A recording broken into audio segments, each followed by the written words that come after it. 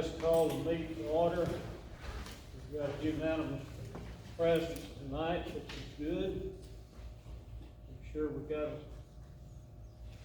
got a lot to do. Everybody's probably a little anxious, wanting to know how we're gonna do all this. And I don't know either. We're just gonna go through it and see what we can do. Everybody, there's an old saying, goes way back. If you don't know diamonds, you better know your jeweler. You might need to cut glass. If you don't know finances, you better know your accountant. So I'm gonna tell you, you better listen to her. We need to all learn. Tell me, you know, when you're down, who, wasn't that place in Nashville? Shires? Yeah, Harold Carter. Harold Carter, yeah. I didn't know he was that old, Terry. And Harold Carter. If he says it's so, It's so. so. What about Tom Post Carter, sir? Tom Polk. Tom Post Carter. So let's all be attentive. Let's all try to be part of the solution and not part of the problem, okay? Ms. Heather? I'll start off with some good news, page 1 and 2. That's, Commissioner Shepherd had asked, for a snapshot of the county, and I told you a little bit in the prior meeting, but this just, this information basically gets translated into the audit report from our office. We give what's called a management discussion and analysis now at the beginning of every audit report, so we include certain information. So a lot of this is some data that I pull when I'm doing that. But if you look up in the top left corner there, you can see, I've talked about this before, just looking at a 10-year span here, where our net position was negative 14 million back in 2011, and now we're positive 7 million. Your net position is taking into account all your assets and your liabilities. And that net position is for the primary government. That's the county general government, not your school system. Also the tax rate history there, just to sort of, if different people ask when have taxes been raised, so that just sort of shows you we've only raised twice in the last 10 years. The one that's got some asterisks there, that was not a decrease. I mean, it was a decrease, but that's because it was a reappraisal year. So it's still the same property tax dollars, just like they did this last year to us. When they adjust it, it usually goes down. But there's only been twice that we've moved it, and one of the big reasons was the jail, and we built that jail. So the total fund balance of the primary government is right below that, and that just sort of gives you a good feel. These are the county funds, the general. The new one there, that's just the interest that we got on the ARPA funds. You can almost just ignore that guy right yet. But the third one's the highway, and then the fourth one is the general debt service. So just showing you the three major funds there. You can see, you look at the bottom there, I actually gave you a percentage increase showing you from 2012 to 2021, we're all over 100% for highway, general fund, and the debt service. So they've all grown significantly. With that, of course, is more revenues, but a lot more expenditures too. So we've seen them all pretty much double in the last few years. The next page just gives you the long-term debt payable, sort of shows you where we were and what has decreased over this time period, again, the 10-year span there. So principal's decreased about $4.5 million in the last few years, and then in interest, another 3.3. So total decrease in principal and interest is almost $8 million, and that was, I've said it before, that's a decrease with an addition of an $8.2 million jail. So if you put that together, you're talking almost $16 million. A big chunk of that, at least we've saved over $1.2 million just in refinancing through our office refinancing I brought forward with you. We've taken advantage of those interest rates being low the last few years. So that really helped the county out with some higher rates. Nothing we have right now is over 3.5%. So everything we have is fairly low percentage. We have a lot of stuff in the 2s and even some stuff in the 1s. So, What is our total debt right now? the total debt is 20, it shows the 22, oops, I'm sorry, on 17. Your total long-term, well, this is as of the June 30th, 2021. I could pull up exactly. It's right about $20 million is the total. So if you see that 17,888 at the top there, with your interest with the $3 million. So that was last year, so that was a little over 21. After we pay down a little more debt this year, we're back to $20 million. We was at about what, 34? And higher than that, yeah. 40. Yeah. What do you say it was, Mark? A little over 40, I believe I remember that. I know it was high thirties at one point, even when I first started back in 2009, it was 30-something, so. Well, I yeah. think around 32, 34. So it's dropped significantly. So the third page, I've showed you this one before, but this, just again, because we're gonna be getting into the budgets, the penny value, is $30,964, so almost $31,000.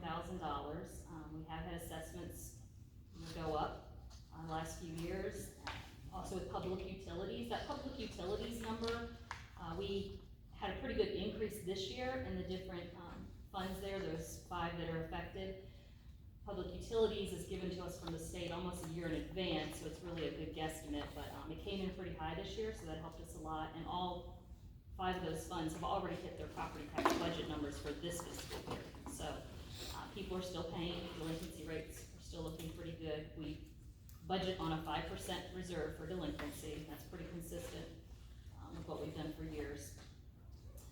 So, I'll get into, I started with the easy funds, and we'll go to the last one, the general fund last, since that's the most, first one is that on page 4 and 5.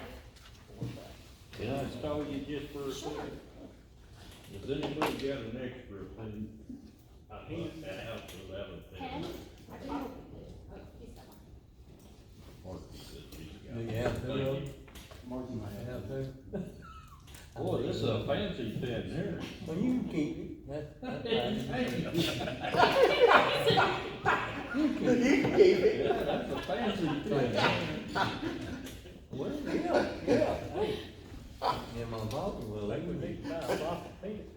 That was nice of you. Yeah, it was. And the last Terry let you eat it. It writes good. Okay, pages 4 and 5 is the drug control fund. The sheriff spoke to you on the expenditures for this fund already, so this shows you the revenue side too.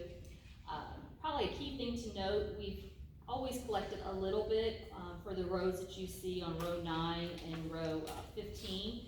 The one that he was talking about that they've increased pretty significantly is that row 18. You can see in 2021, they brought in over $60,000 of proceeds from confiscated properties. That's mainly them taking vehicles. And then this current year, they're already at $47,000. We don't budget too much because this fund is one that it is only designated for the sheriff use. It is only designated for certain things that are drug control related. It has a lot of stipulations on it. You can't have reoccurring costs. It has to be one time. So basically, we don't want to overestimate the revenues. Usually what the sheriff will do is come to you throughout the year, see if he starts confiscating a lot of vehicles, and we'll make amendments as we go.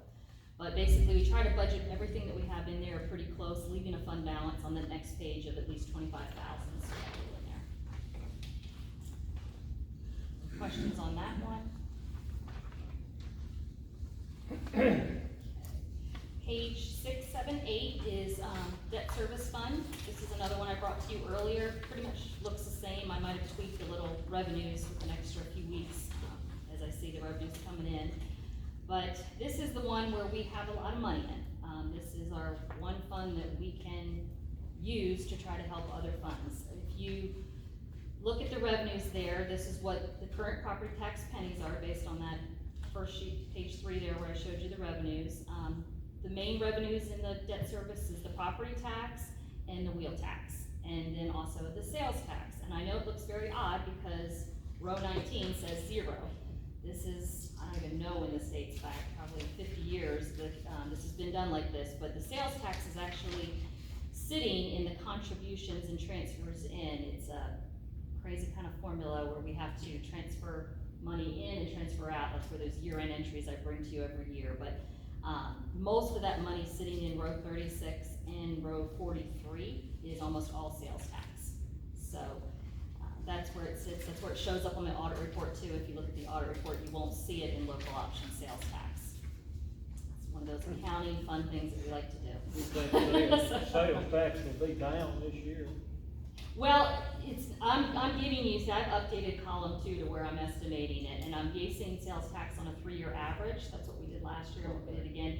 So 1920 was a lot lower than 2021 and 21-22. So I'm hoping it's going to even come in higher, but We have seen, it's been pretty high this year. The first time I actually saw it dip one month was last month. You know, it dipped just a little lower, but did come back out this next month. So it's starting to level off maybe a little bit, but I haven't seen it consistent yet. With the PNC and the dollar store over there, that ought to help, or? I don't see the level of detail. The trustee is only privy to that, but I mean, I can just tell from, like, when the Tractor Supply opened, all of a sudden we saw another little Yeah. bump. You know, you can sort of see the Well, the different one bumps. at Kenya Mail, the one I'm talking about. Yeah, that one helped tremendously. Now, I've been told the local dollar here said theirs went down a little bit, but still overall, the two together was much higher for the county. The big thing on sales tax, and I said it before, is the online, and that started in 2021. The county now receives that online sales tax from the state, so that's been huge, especially when COVID hit. A small county like us that doesn't have a lot of retail, a lot of people are buying online, and if anybody's like me, I've shifted a lot more to online now because you get more accustomed to it, and I think a lot of people, you'll see marketing trends have been like that, so. With summer coming up, I think sales tax will pick up. Yeah, it'll go. I mean, the month I saw it go down too is a month, because sales tax is about 2 months behind, the state collects and then they send it to us.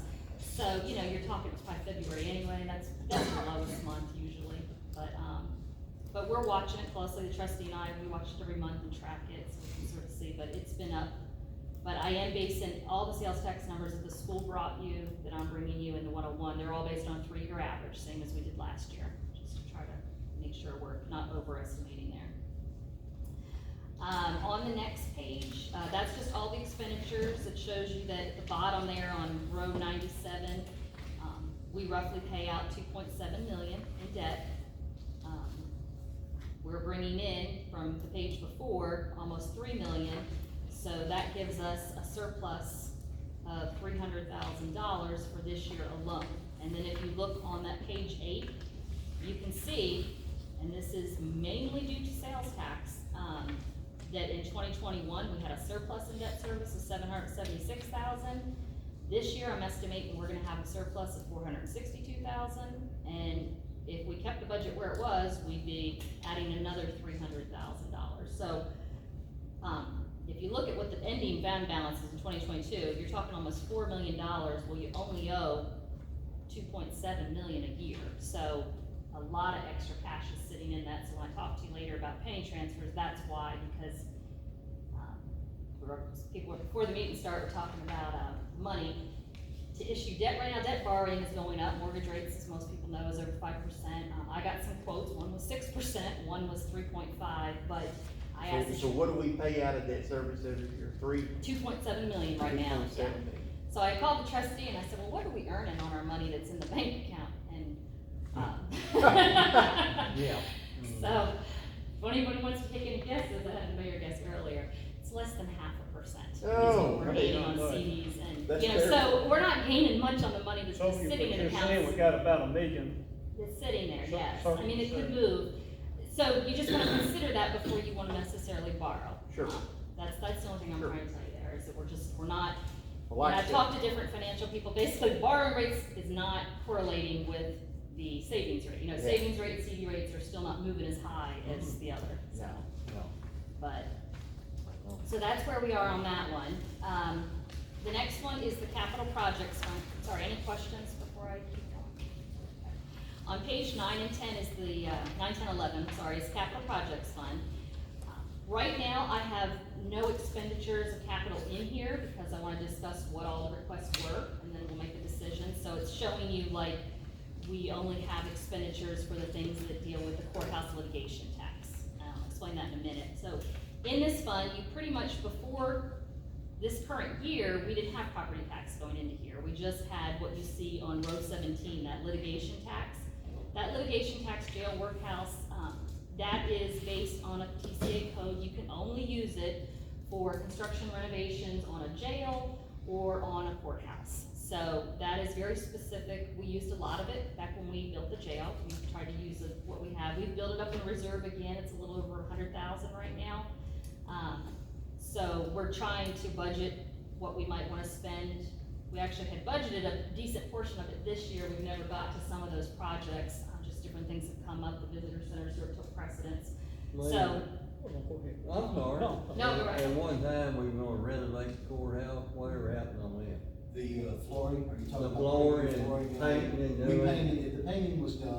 The flooring became a big problem, a big issue. We're dealing with a lot of different elected offices, and then the bid process or the specifications for the bid we just became bogged down in that with all the elected offices. So it just got pushed on the back burner, like the finance director said. We focused more on the visitor center basement, which is nearing completion. I was just thinking to myself, is the juvenile court over there, would that be considered an extension of the courthouse? I mean. In my book, it would. In my book, it would. I don't know. I know You're the the code judge. specifically says courthouse. You would Then think, because- Well, I was thinking about that roof over there, Yeah. That's a good question. and wondering if there's funds He told that they you what? use to help repair that, or part of it, It's or. a good question. That is a good question. Yeah, the code I know, because I've read the code many times, it specifically says courthouse, but there could be leeway. I mean, these codes were written, many, many years ago. Since our I juvenile just court isn't wonder if there. that is an extension, to me, it would be an extension of the courthouse because you have a court there. But that's me, some lawyer or judge might say you're all. Yeah, I'll- Yeah, we can follow up. does on the that. county own that, or the school board still own that? You're talking about the juvenile? Oh, well, the Juvenile old grade election. school, the old grade Election school, commission. who owns that? I think it's still owned by the school system according to the old the old memorandum Well, that's of what I understanding we wondered, have. We just share the costs. Yeah. The land and property is Yeah. donated to the school. But, we were talking the other night about we're gonna have to do some roof work there, so I just wondered if that could be applied. I got off the subject, I would hope it would. anyway, I didn't mean to get off the subject. No, I think that's an excellent question. I'll put it out there to the lawyer. Okay. So, but with that being said, basically, you can see on page 10, that's where you see on, row 62, money towards the courthouse is what we're trying to put in there, and then on row 69, that would be under the jail, that's public safety project. So, there is nothing specific on the jail, but things come up, if we do something like, AC repair unit or something, well, it can't be just repaired, it actually has to be like a renovation or improvement, then we can use that money instead of using the sheriff's jail budget. Going down below from like row 75 down, that's where we would put in any capital request. As you can see, I've left that blank for right now, because I just want to know, once we get done here, we do have a number of capital requests, which one we're wanting to put here and how much. I can tell you that we can go up to, based on the property tax, $235,000. And that number is how much we can fund out of this Fund 171, keeping the fund above the recommended 15%. Give me that figure again. $235,000 we can use from Fund 171.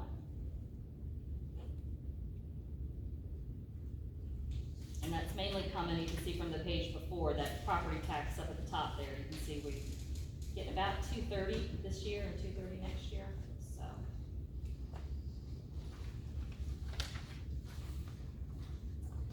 Okay, so that leads us to the next page of the capital request that we have, page 12. So you've heard from all these departments, I'll just sort of summarize. We've got the highway department for 2 tandem dump trucks, that's $250,000. The EMS has a request for 1 ambulance remount, remount is where they put the box on the truck. The equipment auto costs, that was $52,000 for 3. The sheriff's department detention center is asking for patrol vehicles, $131,000 estimate for about 3. And the parking lot expansion, which would be about $40,000, they would actually be contracting the highway department, so the highway department would get that revenue, but it's still gonna be a cost to the general county. And then the school system, I know I have 315 there. The other day we talked about a different number, but I wasn't sure what to put since you had 2 different types of buses, so that might have to be adjusted. But as it stands, that puts you right at about $900,000 of capital requests. So we've got close to $1 million, and I'm sorry, excuse my 663 down there. I was looking at something else. Oh well, if you take 898 and take away the 235, you're left with 663. So that's where that number is coming from below. If you decide to use the capital funds project to do at least 235,000 of this. So from there, we have to decide. I just gave you some options. So we could use the ARPA funding that the mayor has spoken about, a portion, or try to fund the whole amounts there. The second would be the school system. I know the question was asked the other day, but, you know, for my numbers on their fund balance, they could afford it and still have their 15%. The general fund could potentially do it. The general fund has a nice hefty balance, so it's possible. However, you'll see that I've got a large deficit as we get further along, so it's sort of going from one pot to another, so that may not be something we choose to do. You could move pennies from the debt service fund. You could issue capital outlay notes, that's what I talked about. I did get 2 quotes, a local quote here from one of the local banks. They gave me they had some variable rates, but the only one that was fixed was 6% for 12 years at a. So that's pretty high, but however, I did get a quote from Tennessee Municipal Bond Fund for 3.5, so they're still relatively low. Of course, that's today, that doesn't mean it's gonna be the same in 3 or 4 months from now when we go to issue debt, if that's what we do. But that'll just sort of give you an idea. That was just a 12-year note, $1 million, I just told him to run me some rough numbers to see what a interest rate fixed would be. Another idea, this one I already talked about, funded this, if we do fund $235,000 from the property tax, then that will leave you with the $663, that was number 6 there. And of course, 7, you could decline or reduce any of the requests. So that's sort of the options out on the table, at least the ones I could think of. How much is in that ARP fund? Maybe you want to speak? Commissioner Teeber, we could easily transfer, as we talked about, 450,000, we could transfer 600,000, ARPA fund money's there. The only problem, you would get into a little bit of, you might not have as much matching funds available if we were to apply for state infrastructure grants down the road. We can use this ARPA money for matching funds. If you're going up to 600,000, we'll still have a little bit for matching funds, just not quite as much. Maybe only $150,000 as matching funds. But, there is $600,000 available for ARPA money. That's federal free money. It's not free. It's not free now.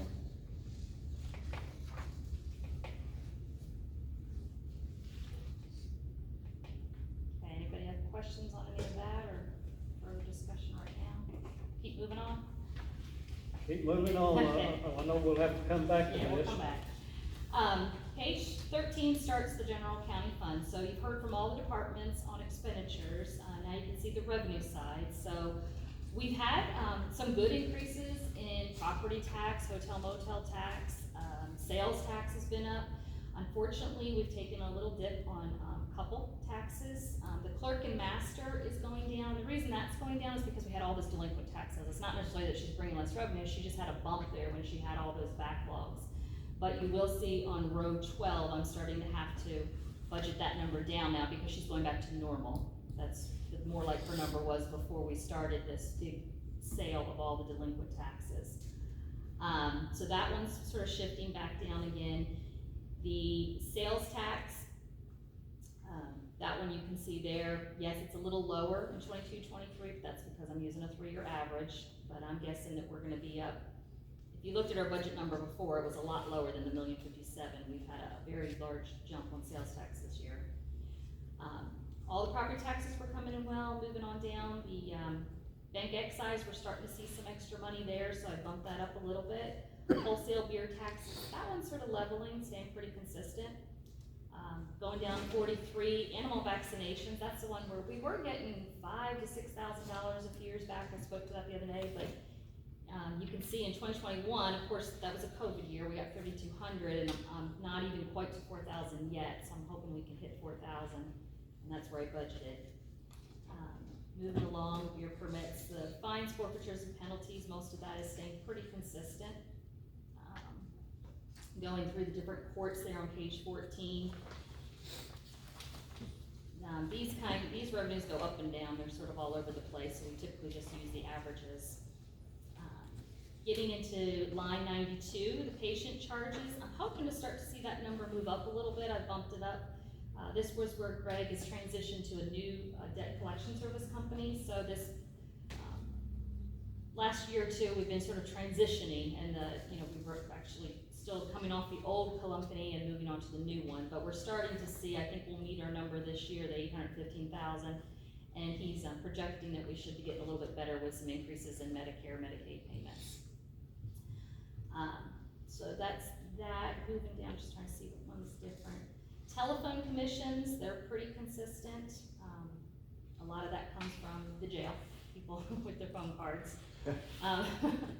But that one has actually stayed fairly consistent. Moving down, row 109, that is, I'm sorry, 110. 109 is Highland Road paying us for courthouse rental at that room that they rent at the courthouse, basically. They pay us $3,000 a year. But row 110, that is this visitor center right here, so it does generate some revenue. It went way down when we hit COVID because we pretty much had to shut the building down, but we're starting to see the increase back up. So I'm hoping we'll get close to 6,000 this year, and I budgeted 6,000 for next year. Commissary sales, same thing, even though the jail population has been down, the commissary sales and telephone, they've still been trucking along, so they're doing pretty good there. Miscellaneous refunds, that is a combination of things. The main thing driving in here is refunds that are coming from Lewis County Jail. They're housing prisoners at our jail, so they pay, the sheriff invoices them, they pay us.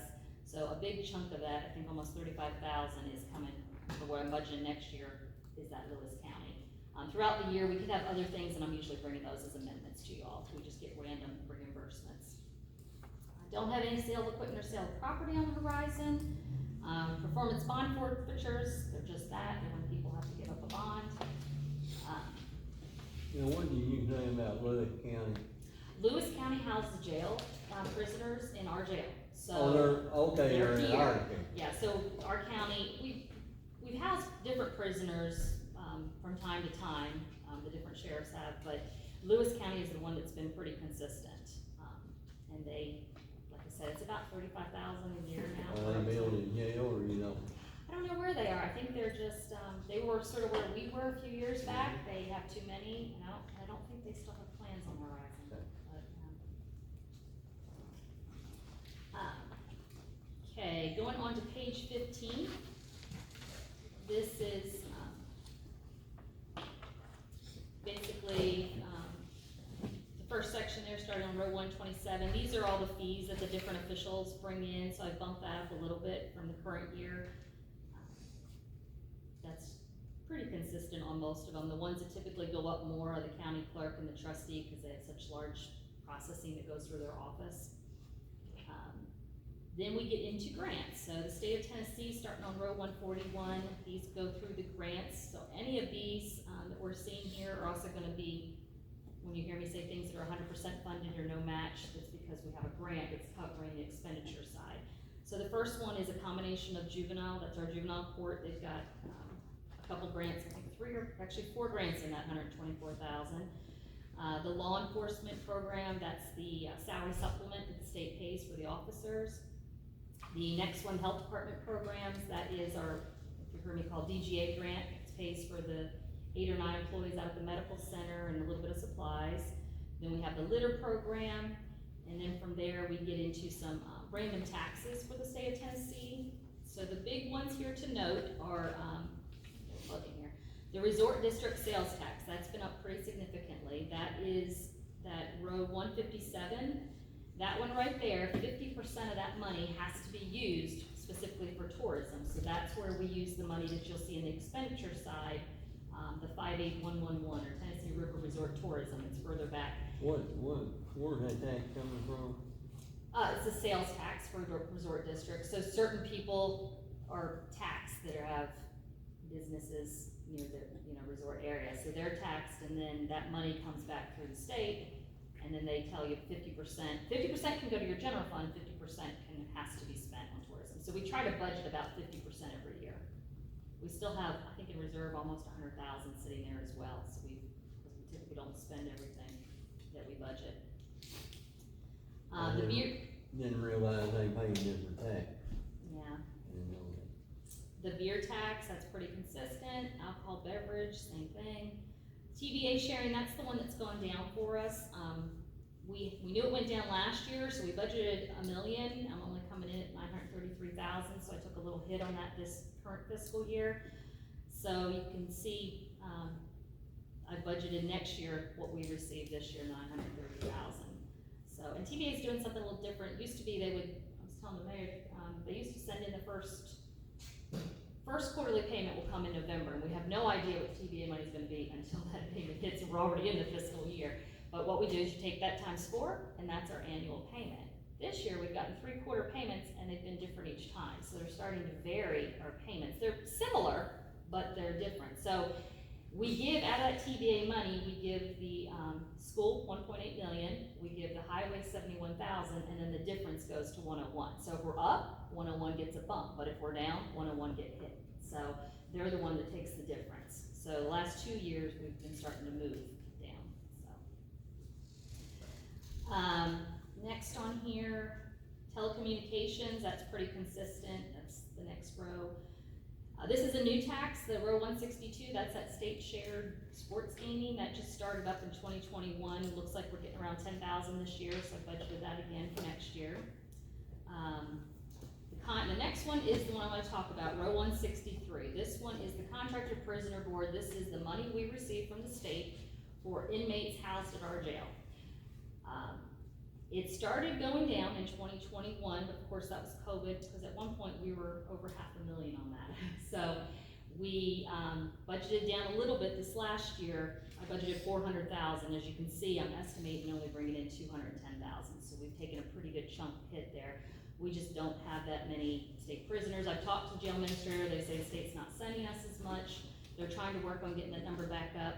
The sheriff also told me that the state is proposing moving, they only pay $39 for the day for an inmate, but they're proposing to move that up to 41. So it's a little, so I did factor that in my budget number for 22, 23, Do you but have any it's idea why the state's not sending any prisoners?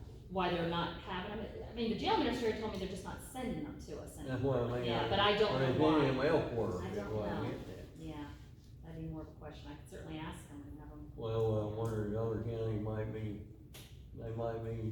I don't know if it's a distance thing. Getting priority is what I'm Yeah. getting at. But we were getting a lot there for, right after the jail,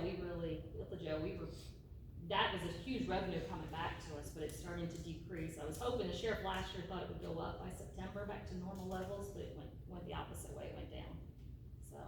It would be nice to think crime is down. There you go. That's a good thought. That's a better way to think about it. Yeah, crime down. I do know we have about 80 prisoners right now, I asked, at the jail. You said how many? About 80 right now, 72 or 80. State prisoners or? No, just prisoners, and that could be ours, that could be state, or that Right, could be total Lewis County. population. Oh, Yeah, that's total the pop- total yeah, the ADP, population. total population. What's our capacity? 140, isn't it? One something. I thought it was 120. Yeah, 120 is ringing in my head. One That's twenty. what I was thinking. I thought whenever they did that, they had, I think, a dormitory instead of, it increased it. I know they could go higher if they had to, or something, with cot beds or something, so that might be what the difference is, yeah. Okay, so moving down, that's pretty much most of the revenues there. The other state grants and other state revenues, a couple different things roll in there, mainly, things like, the LEAPS grant, 3-star grant, things like that. We have a couple random grants that you'll see later on in the expenditures. Federal government, we don't get a whole lot of federal government money other than the ARPA money, which is a whole separate story, but, the big things we get there is we get, the sheriff has a big THSO grant. It's a Tennessee Highway Safety Grant, so that is what you see on row 176. Different grants come through different parts of the year, but I'm just budgeting for ones that we know we get every year. The one on row 184, that is the EMA grant that helps supplement the EMA's budget, the EMA salary. And then moving on down, that $32,871 you see, that is the leftover money for the grant that Melissa Fields has. We talked about that. Her grants are actually going away, but her expenditures are too, but we're gonna have that last little bit for the 3 months, because that one grant is on a federal deal. So once it goes away, that will actually go away too. But the expenditures, it's just a flow through 100% grant. The other federal revenues, the police service, they pay us for park patrol, a little bit of money there. That Forest Service, that got brought up the other night, that's at $3,600 a month that we get from the Forest Co-op. That's dispatching. Dispatching, yes, sir. And moving on down, the contributions, that money is made up of the money that's coming from, both the SRO payments coming from the school and the money we get from 911 dispatch. The next line, that's the one, you see it drop from 21,000 to 2,400. That is that City of Dover issue that we have right now. I'm hoping that will move back up. It's a $15,000. We get 2,400 from Cumberland City, and we were getting about almost $16,000 from, from the City of Dover. I have not seen the money this year, nor do I have a contract where we could even invoice, or a memorandum. So I had to bring that down for 21, 22, and I'm not budgeting it for 2020, 22, 23 until some kind of negotiation is made between the two.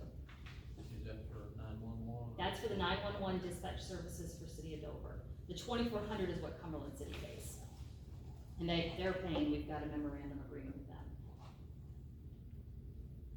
Moving down, donations, that's just random donations, usually I amend as they come up. Sheriff seems to be one that gets a lot of donations. Other than that, the library, that 208, the library gets a lot of donations for the summer reading program, so I budgeted 1,000 there. And outside of that, the other, that 48990, that Social Security payments, the 2,000, the reason it was higher the year before, it was the reappraisal money, that was just a one-time thing for the 6 years.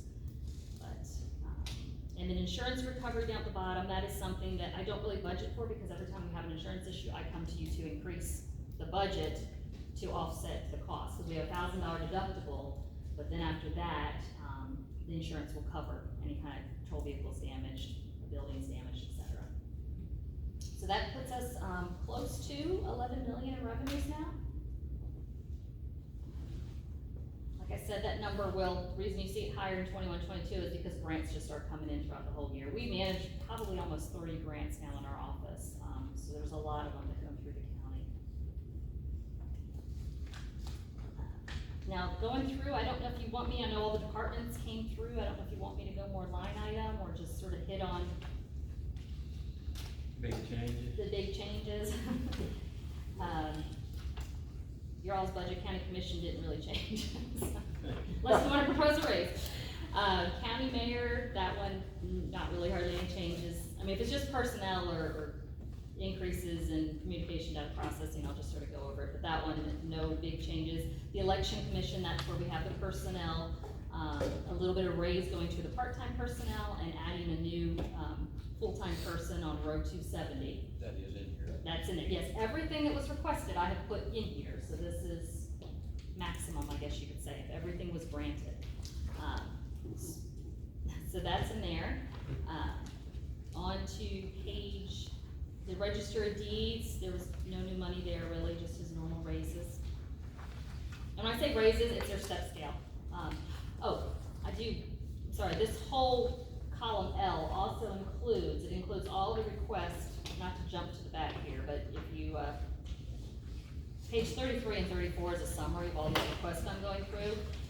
In that, the mayor talked to you about wanting to try to give a COLA. So what we did is anybody who did not have a specific raise to their employee or a step scale change, we did a 3% COLA on top of the step scale. The step scale is anywhere from 1.5 to 2%.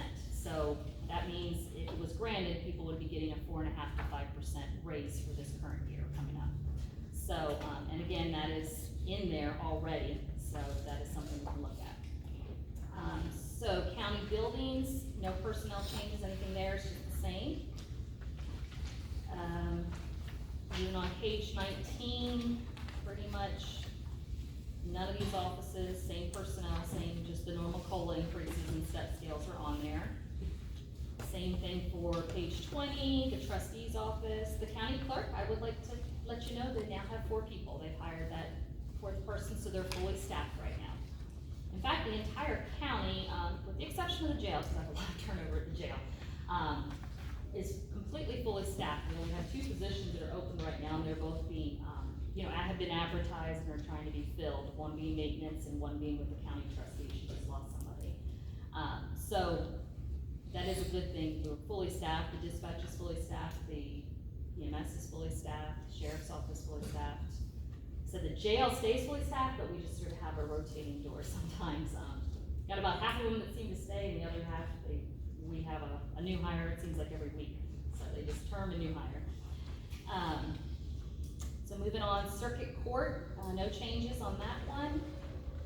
General session judge, nothing, when I say no changes, no personnel, no big increases, nothing with general sessions court clerk, chancery clerk. On to page 22. 22 juvenile court, she spoke to you, about the raises, I didn't put those on the summary pages, those are being paid through the grant. She's not asking for any raises on their county paid money, that was just the Safe Baby Court grant, it's 100% paid by the state. And they're the ones that suggested those increases and approved it before it came to us. Page 23, the one that Sheriff's Office, there were no new changes on the actual Sheriff's Department. Because he's such a large budget, almost $2 million, of course, there's been a lot of different increases, mainly due to things like fuel, insurance. Insurance has gone up again, that's gone up the last few years, on his health insurance I'm speaking of. Also, the TCRS, I spoke to you about that, that's higher on all these budgets. It's pretty much every budget has, any budget has a full-time person, has TCRS in it, and that jumped from 7.96 to 9.53, so. Oh, wow, that's a big jump. Yeah. So we're taking I guesstimated that's right about $70,000 across the board to our budget as a whole. I also mentioned the school, luckily, which is crazy to me, the teacher rate went down. So, my first question was to call TCRS and ask, why is our rate going up when the state rate's going down? But there are about 13 counties that got bumped up, and we're one of them, so. they 13 out of 95? Yeah, they do actuarial, valuations, and they're just, it's a combination of people that may have done buybacks, or age rate with the people that are at the higher end of the salaries, people that are retiring, that kind of thing. So we hadn't moved, but just slightly in the last few years, so I guess maybe we were due for a big jump, but that did take a hit, almost $100,000 on the budget, so. Sheriff's Department, like I said, there was nothing, no new personnel or anything asked for in his. On the jail, the new personnel request is showing up there on row 706. That is the new part-time personnel that he asked for. It was $15,000, but because I put a COLA in, that's why it's showing the $15,450. So, but that is his request for part-time personnel to help with transports. Then outside of that, he didn't really have anything new. The other thing, and I don't know if y'all noticed it when they were presenting the budgets on the jail budget, the EMA and the EMS, I'm sorry, that light is right in my eyes. It looked a little weird if you saw some of the payroll line items actually went down from 21-22, they were less in 22-23. The reason is those three departments have hourly people that are paid bi-weekly. This year, 21-22, was the year that we had 27 pay periods, not 26. It comes up about every 11 years, I think it is. So that's why the payroll moved down. It wasn't necessarily, it was a savings, we just got hit with a little extra in 21-22. Anybody who's salaried, that doesn't affect it because we get paid 24 times a year. But those bi-weekly folks, you will have 27 pay periods every so often, and that was this year in 21-22. So just wanted to sort of say that when we were looking at those budgets. Okay, so moving on to EMA. First I guess I should say on line 746, that's the fire rescue, Stewart County Fire Rescue, and I've got that detailed out later on too with all the charitables, but you'll see that jump from 88 to 100. The next is EMA. That is one that Clint Mathis, the EMA director, came to you with the increased step scale change. So what is reflected in those increases are with his dispatchers and his overtime pay and his part-time pay. That's reflected with those step scale changes that he showed you. But not a COLA. No, so I did not put a COLA on his, Okay.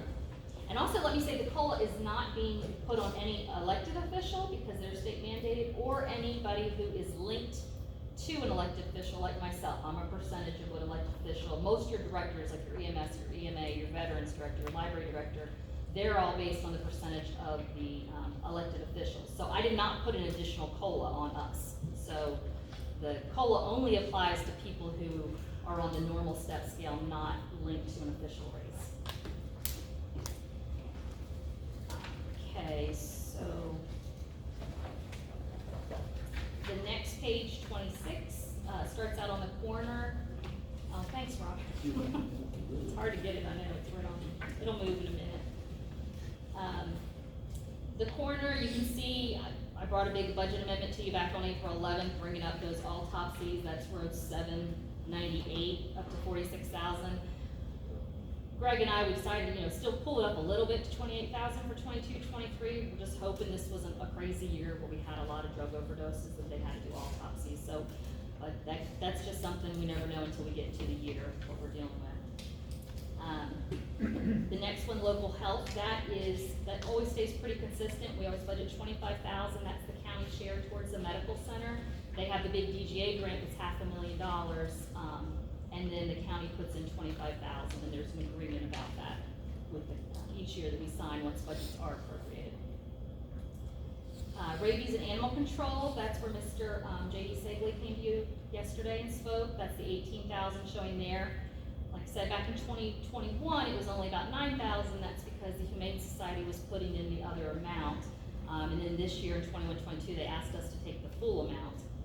And then they turned it over to Mr. Sagley in January of 2022. So it's the same amount there. Okay, the EMS, that's one of our big increases. That's where Greg came to you and spoke. What you're seeing in this one is he brought forward his budget with an option, and then he talked about the $14, $17 one to really fix the problem. That's what's being reflected in here, that highest option.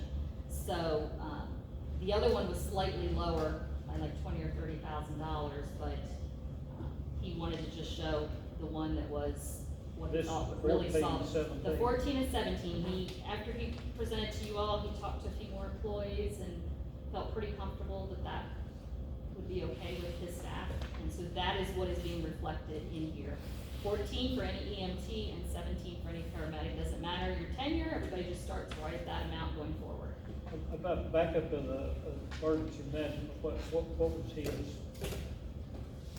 Oh, his rate change? Yeah. I can look it up, I don't know off the top of This my is head. 14, 17. Well, his isn't, Less than that. Went from 1250 to. for the, yeah, the 14. base, let me look real quick. I thought it was too, I just wanted.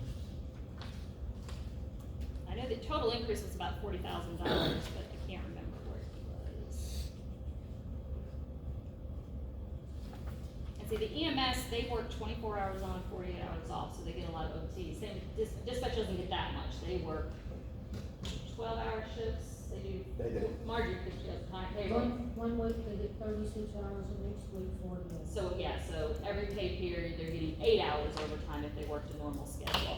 The EMS is getting, they get 8 extra hours on 1 week, and they get 33. Well, it's depending how they work, because when they've had some that's been out, some of them have been working a 48 hours, being off 48.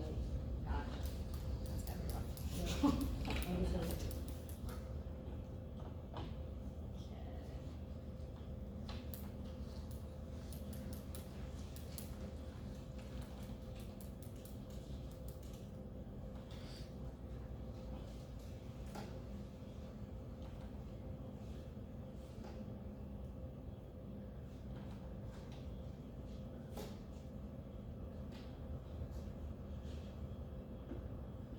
So EMA had step A and step B. Right, what is current right now, a person starting at step A is $12.50. Person starting as a telecommunicator to like a supervisor, they're gonna be at $13.50. And what he's proposing is a step A person start at 14 and the supervisor start at 15. That was 15. 14 and 15, that would be the starts of the step scale. 14, 15 versus 12.50, 13.50. And that is in That is in this one, Yes, it yes. is. Mhm. Okay.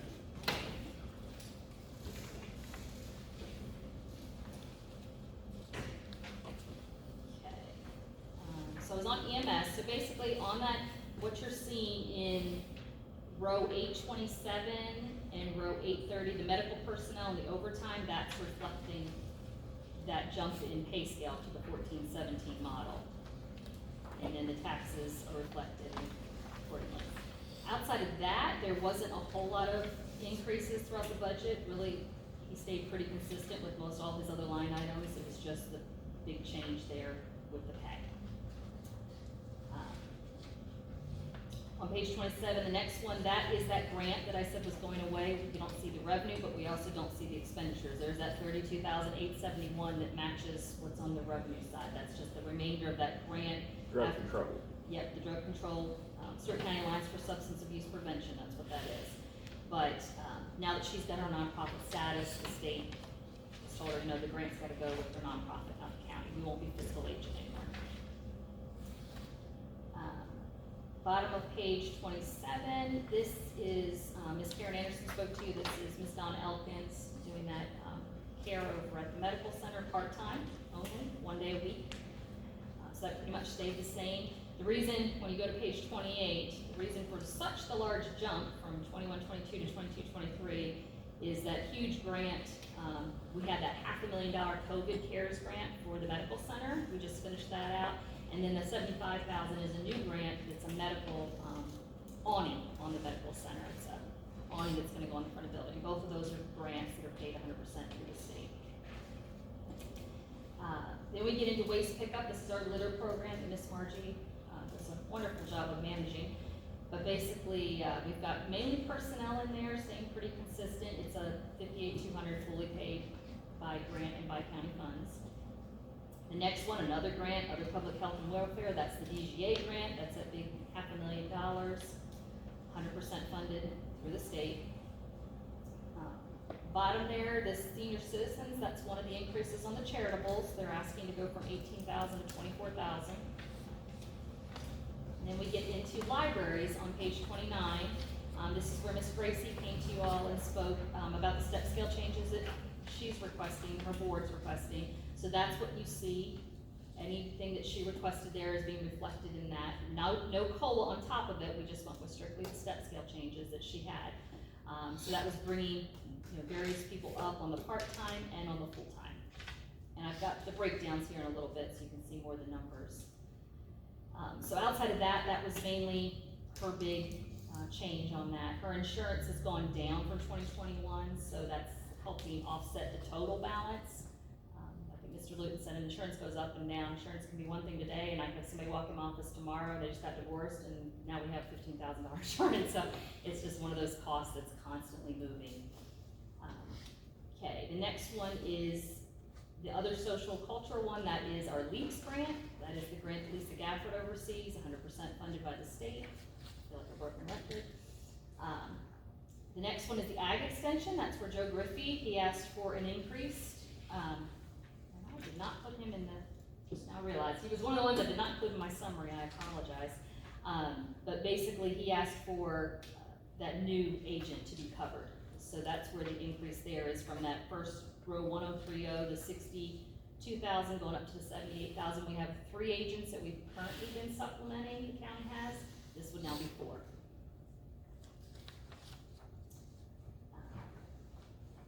Page 30, soil conservation.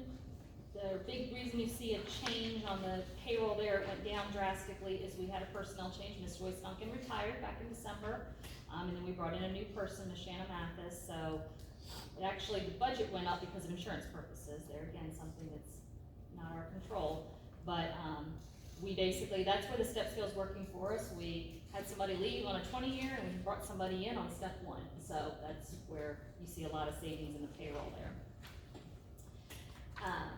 Tourism, that is the first tourism, the one that starts on row 1050. That is just $3,000 is for advertising and travel if we need it. But the contributions there, that row 1052, the increase from 18,000 to 26, that is the Chamber of Commerce asking for more money coming from the hotel motel tax. I'm budgeting, I think 35,000, 32 or 35,000 on hotel motel tax. So we're getting a decent amount in. We're still not, if the full amount was granted, they're still not getting the full amount. The rest of the money would go to the general fund, but they did ask for an increase for that. And that's on my summary page coming up here.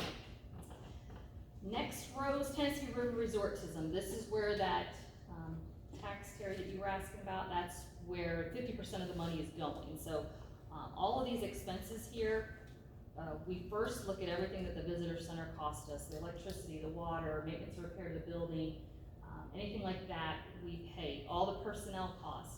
We got by for many, many years on volunteers, and they started dwindling, and we weren't left with very many. So Miss Betsy's been out here part-time, and then, we're trying to get another part-time person put out here so that we would have two, but we're still able to do that and keep it within the 50% range so that we can, fund that without using property tax, sales tax dollars, just using the money that we can only use on tourism.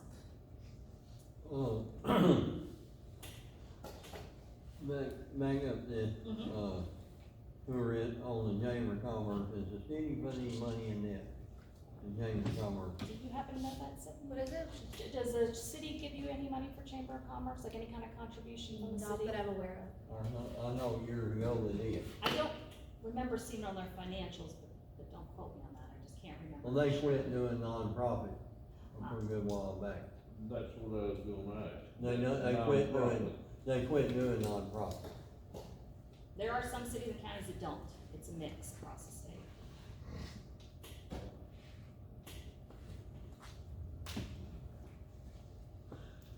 I don't remember nobody being here asking for it from the chamber. She was here, she spoke a little bit to it, and I've included their letter on page 36 that talked about what exactly it's being used for and what exactly it is. On So- page 36. Yes, And yeah, I'll this get, is today, what's that? and this is today. Today, we get page 30. Yes, I mean, I was speaking to all the, Yeah. yeah, But now, they didn't come up with a request, sat down. I did, and in yeah, fairness, I yeah, didn't ask them to come, request. they came forward with, their charitable request, they spoke a little bit to it, but it wasn't, there's two requests they have their charitable request, which was an increase from 6,500 to 9,300 this year, they spoke to that, and then there's this that I spoke to when I did the departmental budget, but I didn't have them come, I just spoke to it when I did the departmental budget for, tourism, and that was a week or two ago. But in fairness, I didn't ask them, so I could certainly have them come if y'all would like to hear them talk. I did bring their letter where they're explaining a little bit about it. And I know Catherine, I think, spoke to a little bit about it one time, yeah, one of the meetings that we I was had. gonna say, she was up here one day. Yeah, I thought that she did speak. It's the nonprofit. Nonprofit. Oh, okay.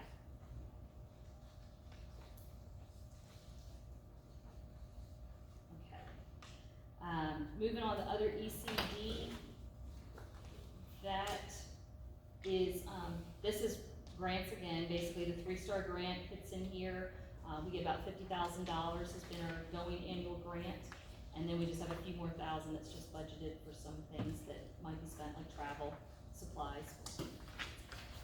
Page 31, Veteran Services, that is, where Miss Kathy Freed spoke to you. There's two things going on here. The first one, row 1099, that increase is not an increase in her pay, it is an increase in her hours. Now, she is getting her normal raise like the other, she's linked to an official.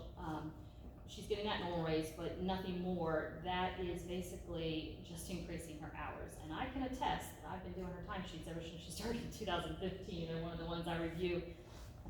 She is scheduled for 32 hours and she's always working more. So we're always having comp time and we never seem to be able, we just had to come to you all, that's where you see the, on row 1102, where we had to pay her out $4,300 in comp time because we just can't seem to get her under on comp time. So she's, any other director that we have in the county and even assistant directors are 37.5-hour work week. She was the only one. I think when it was first started, they thought maybe we could get away with less hours.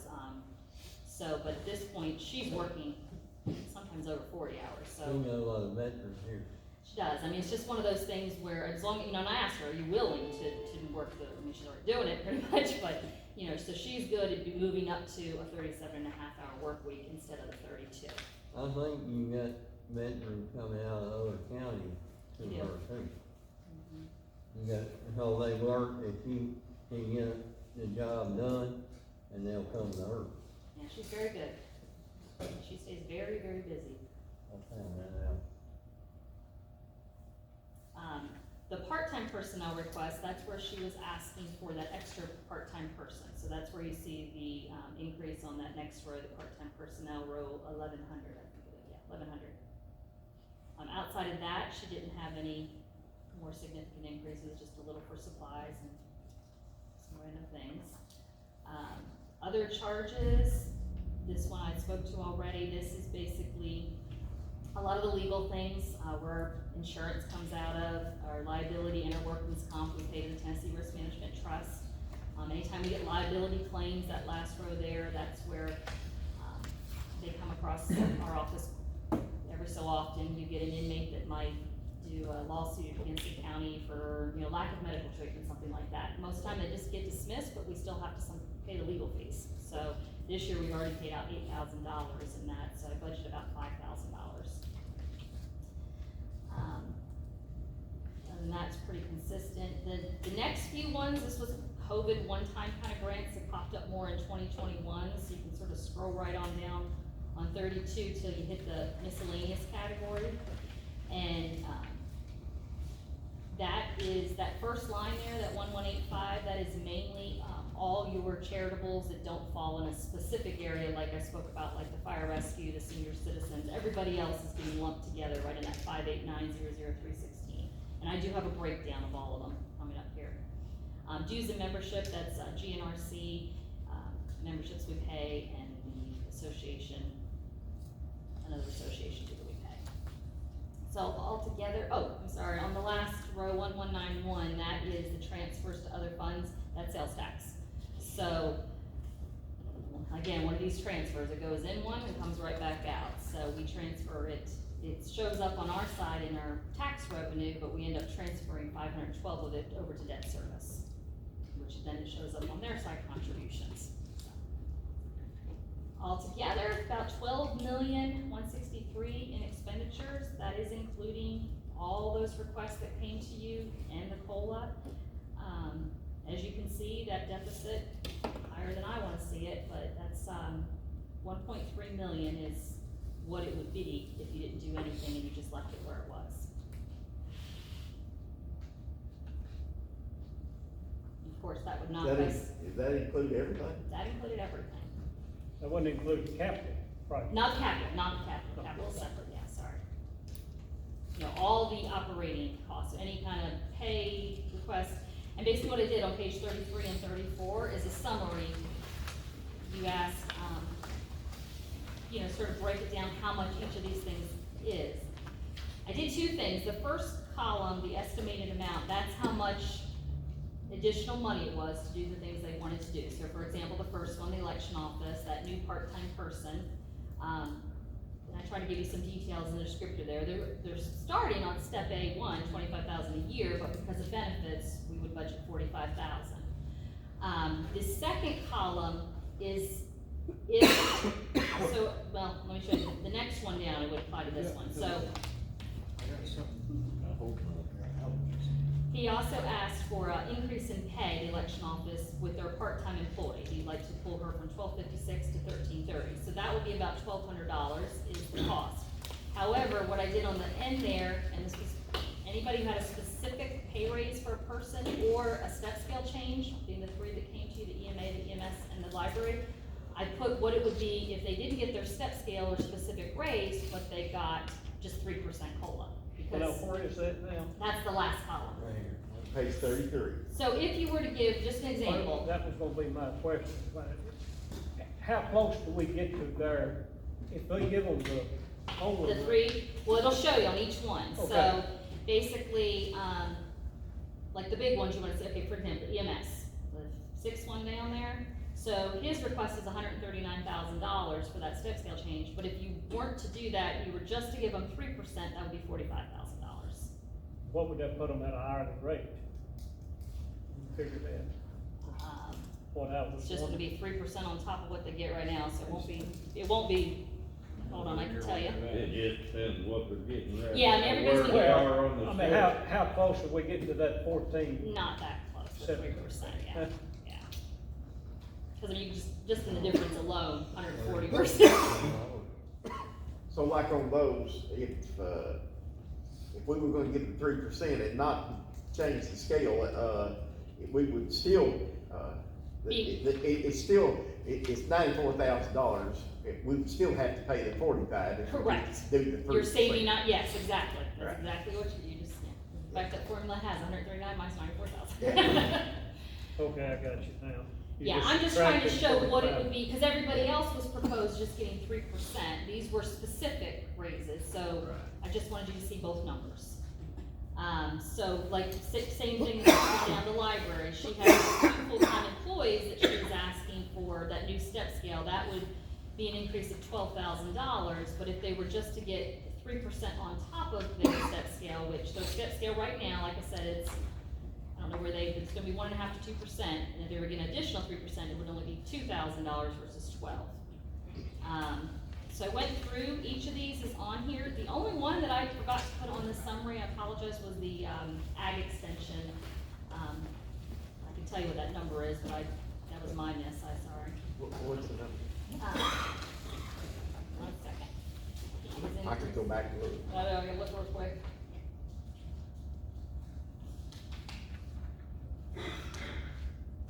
And I do know if he wasn't he always says if a COLA's given, he likes to ask for it for his folks too.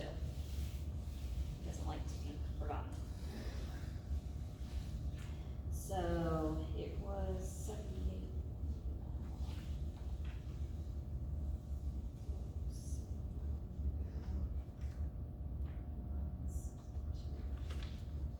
His increase is about $15,000. How much? 15,000 That's for another, another employee. The state pays all of it, $15,000. And the COLA. yeah. Yeah, like you said, that's not a salary, that's the Right. percentage the That's- state's asking us to pay, yeah. Sure. And how they calculate exactly, I've never really gotten a firm answer on what the percentage is or anything, but I do see the breakdown by person. I think Mr. Griffey gave that out too, through all of them.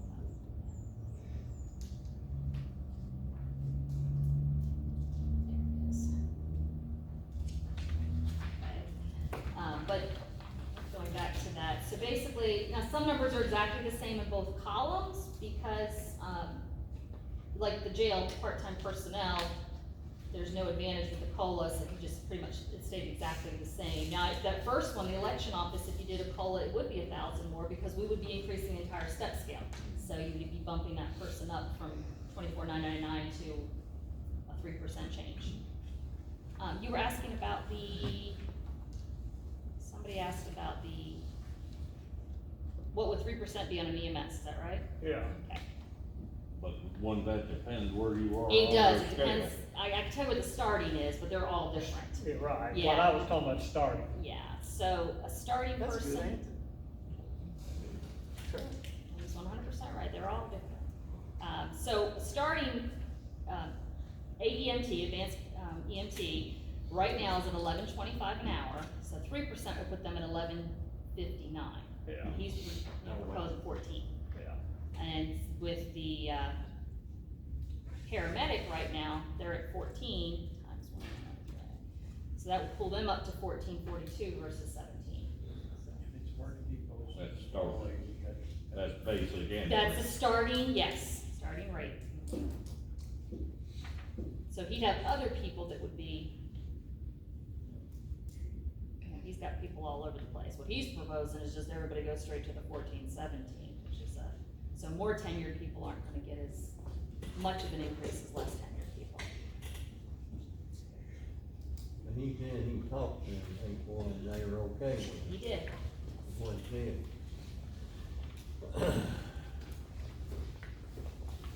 But as we look through these, so basically that it just sort of gives you the breakdown, and then that COLA is right there at the bottom on page 34. 105.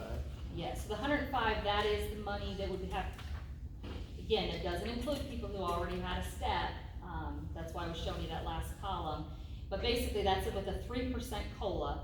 Basically, you can say I think Eric asked it, every percent is about 35,000 for us, for just those Okay. people, so that's where that is coming from. And I noted there again that it's not added on top for officials or people that are linked to official raises. So the raises and the request are about $136,000 difference there. All the total requests were that 447,000. Right. Plus the 15 for the ag, sorry. If you weren't to do the step scales, and you weren't to give people, like the election office, that specific raise, the library, the part-time raise that she asked for, but give them just 3%, your total cost would be $311. Now, is this thing all county employees, like highway department and all? No, we're all department? separate. The highway's already given, I think they're given at least a 2% raise is what he said the other I night. think he said 2%. He doesn't have a step scale, so they don't do the same as we do. But this is all employees under the county general, so it doesn't include highway or school, no. But it does include anybody who is an employee like part-time. It would exclude grant people, because grant people are dictated by their grant.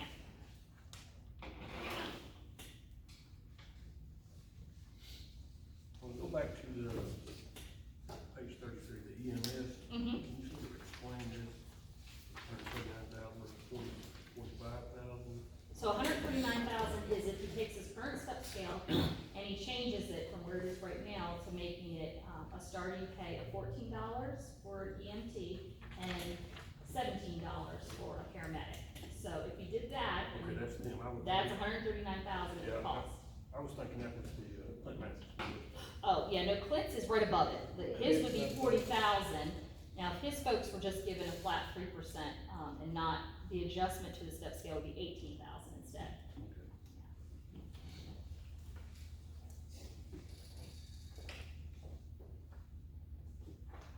Trying to see if there's any,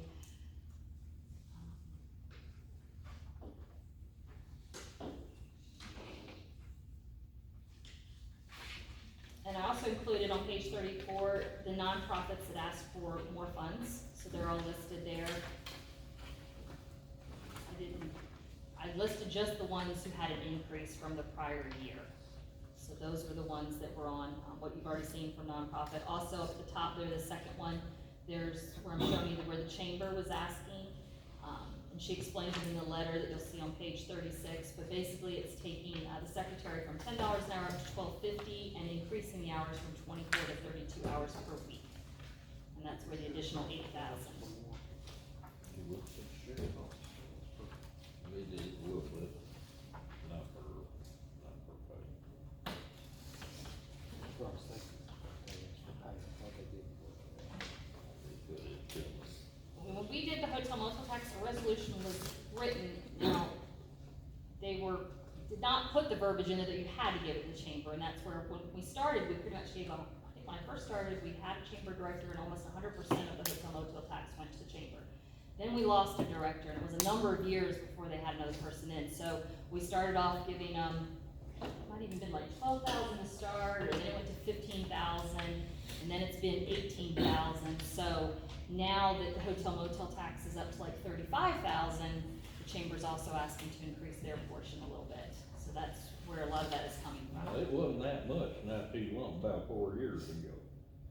What the chamber got, I think 4 years ago it was Chamber got. 15,000, because that was when this, It's somewhere right around. yeah, it was 15 for a few years, and then it moved to 18 a year or two ago, I wanna say. And, so that's where it is now. But, somewhere in the David Wallace administration, they did get it all, I believe. Yeah, and I went back to the minutes even and sort of read through it, because it's confusing. It was almost like you all came back on a second meeting to sort of make sure that it was noted that it was implied that it should be used for hotel motel, because the actual legal resolution doesn't say that. But in the minutes, they talked a lot about that and in the commission. As long as the chamber has a director, I mean, I think that was the intention, yeah. Did the sheriff's office not ask for salary increases? No, They just the did steps, not. just the step scale normal, like everyone else. We reworked their industry. I think we did something Yeah, but I thought- last year. We did the jail, the Okay. EMA, and the EMS last year. The year before, I think it was the sheriff. I know we did one time. They asked for They'll jail probably last do year. this next year, I think. We raise them, then raise nobody else. Yeah, yeah. Yeah, because we proposed a COLA, and instead last year we went with the step scale changes to the jail, the EMA, and the EMS.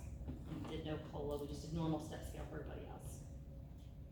But these back pages, others are gonna do Yeah. that, or Okay, so on page 35, that is the listing, of all the charitables. Shows 21-22 amount is, what the 22-23 proposed amount is, if we were to give all the recommendations from the nonprofit committee. And then, like I said, these next two here, this is a little different this year, and this came up when we were dealing with the ARPA funding. I've been going back and forth with the state comptroller's office on how we can give to nonprofits under the ARPA. So it came up that anytime we give to a nonprofit, we should, best practice, actually include it in our charitable resolution. So even if it's coming from a different fund source, we should include it on the resolution. So that's why I'm showing the hotel motel tax contribution. We'll start to include that on the actual resolution, but I've separated them out so you can see that they're tied to certain revenue sources, unlike the chunk of them that just come from regular old property tax or sales tax or your other revenues.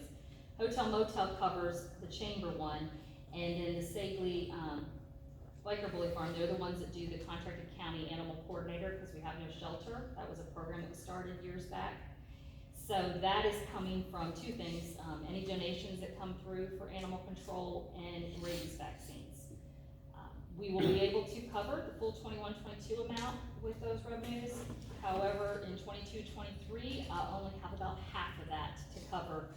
After that, we don't, unless we get another contribution, there's not enough. Then we'll be going forward with the rabies vaccine, hopefully come in $4,000 or $5,000, but we've got an $8,000 expense. So a portion of theirs is gonna be general like the others.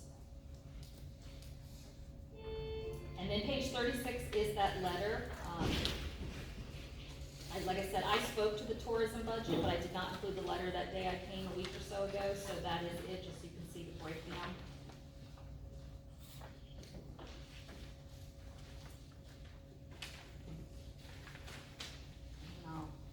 The last one, once y'all, any questions up till now? Tired of hearing me talk? No, you did a good job. You did a good job there. A lot of numbers, I know. Lot today. My son came and looked at my spreadsheet one day, I was like, oh, I'm never ever doing that.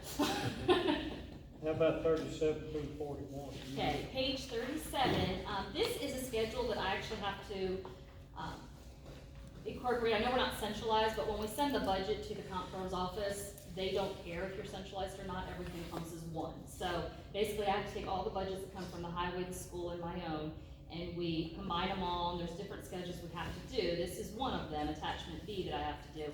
So the reason I'm showing you this is because the state in the annual budget memo this year increased what they want to see your fund balance compared to your expected expenditures. So at one point it was 1 month's worth, it was 8.33.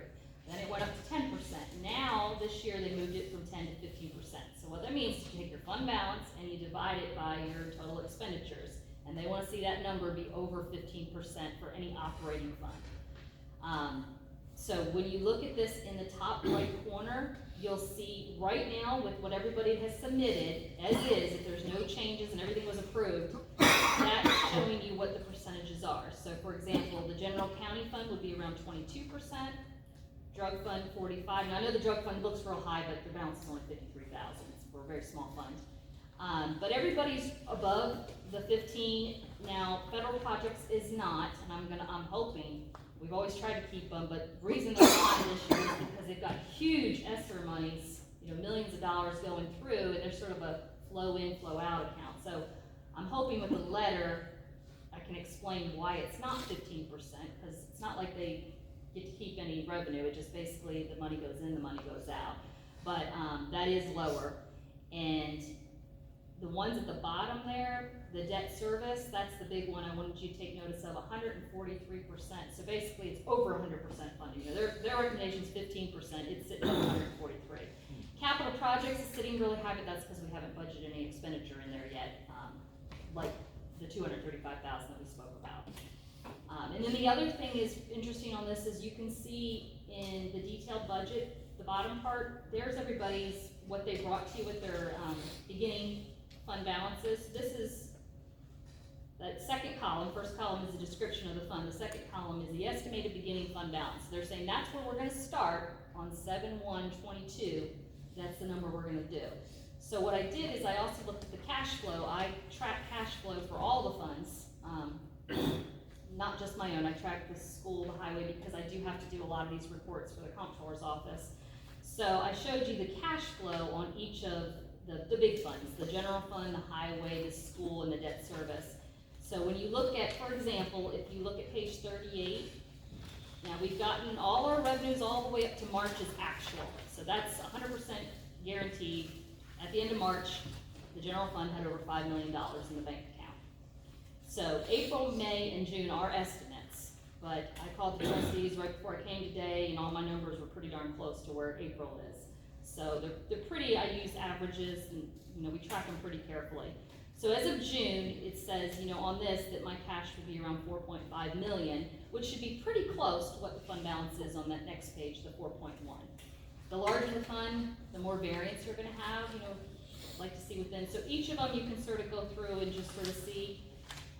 And the reason I'm showing you those is to see what the fund balance might be able to take out of capital projects to pay for something and still keep it above the 15%.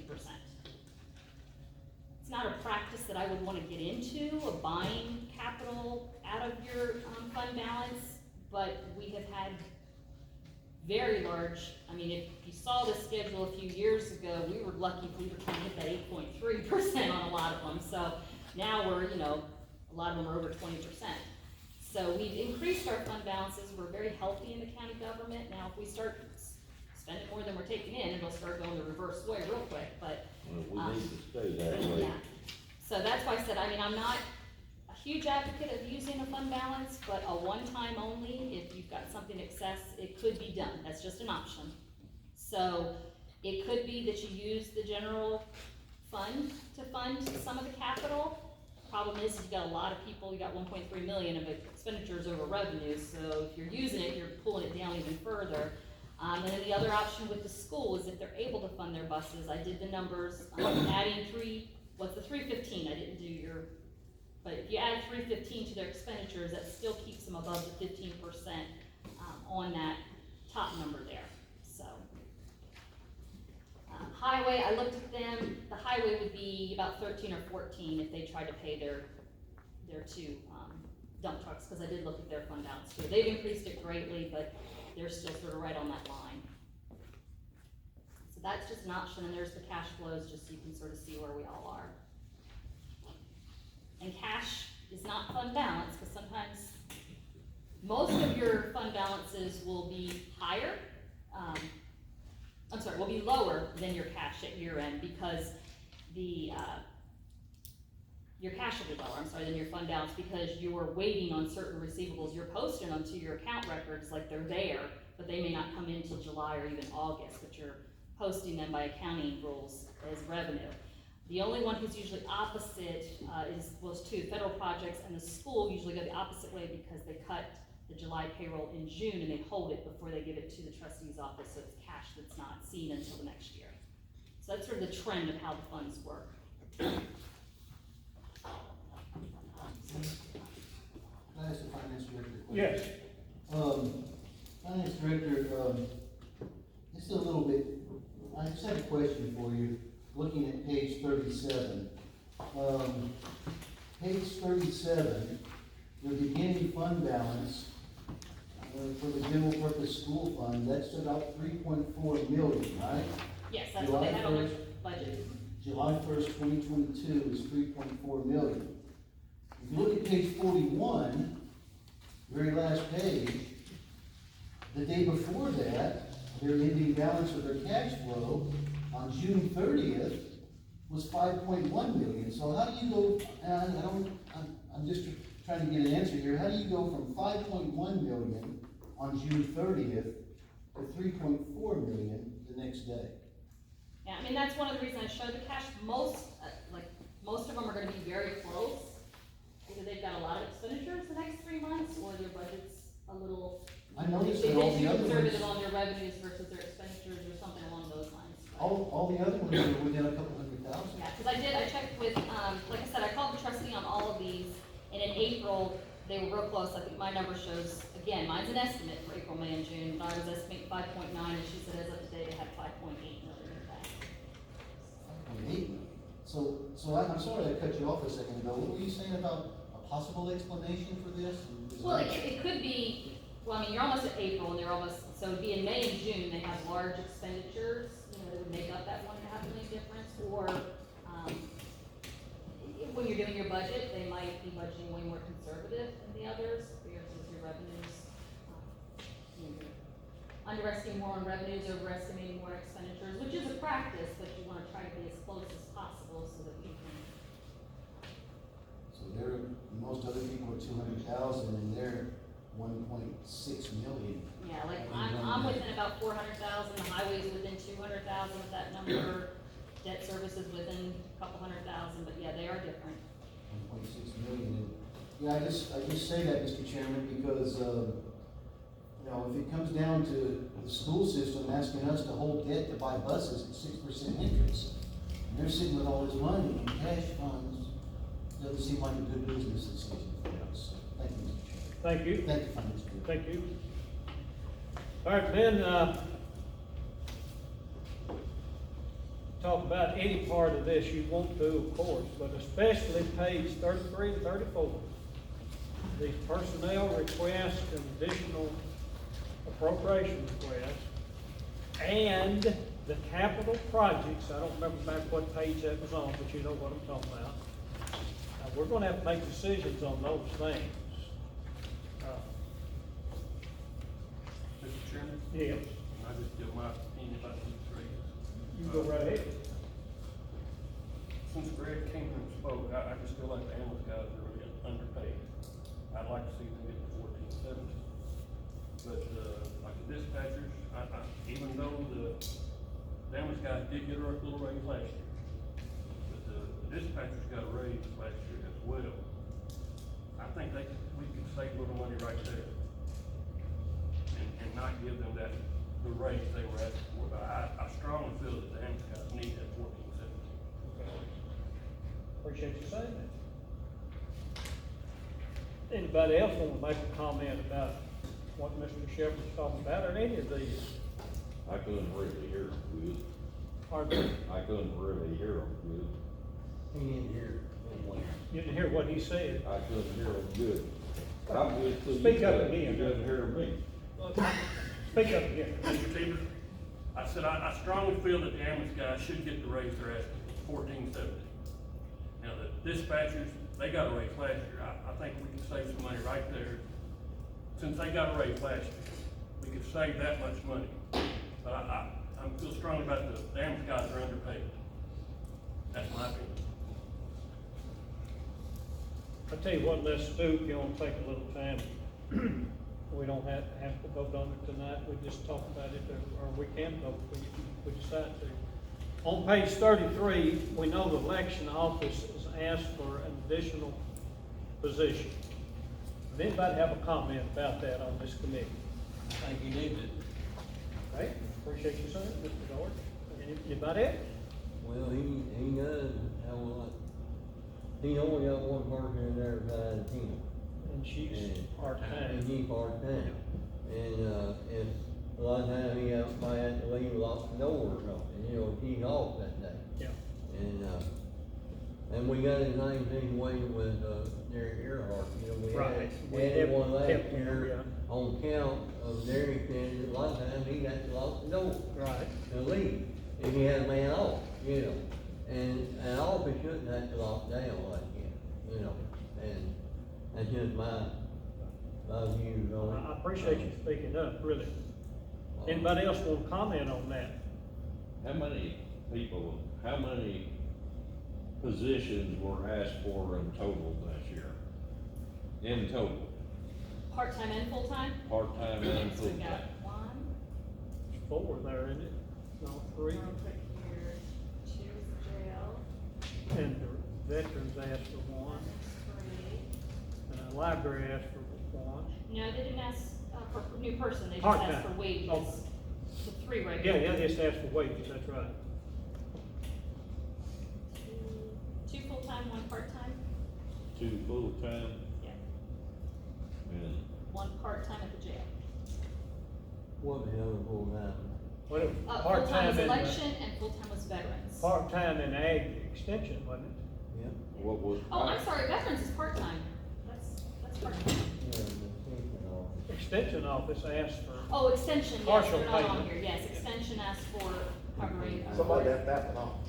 Yeah, left that We out. wrote that in. yeah, Joe. My mistake. Now, on that one right there, he said that, our part would be 12,000. 15, I think. Well, what's it go to next year? Does it go to 46,000? You know what I'm saying? No, just whatever COLA you give them. That's what I'm saying, that No. percentage is set in the state, isn't it? The state will pay. UT. Yeah, the state will usually, if the state increases their rate, then they'll ask us for the share, and what, they'll ask us to cover too, the change on the benefits and the taxes. So, those benefit taxes, when Is taxes are there, pretty is there a consistent. percentage that they, like 20 or 25? It's around there, I think one person is on one benefit scale for insurance, an old, like retirement kind of scale, like it's probably a little better, and then the other ones are on a newer scale, sort of like the That's school, right, how that's they do that hybrid now, yeah. I was just wondering, this ain't a one-time thing that we give them 12,000 and then next year we gotta pay 46,000.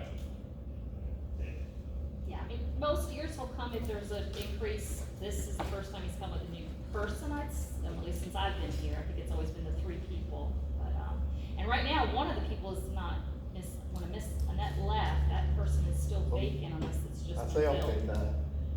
and Terry asked him if we couldn't move that money for Miss Annette over, and he let us know that he didn't. He think didn't that- want to. He didn't want to, no.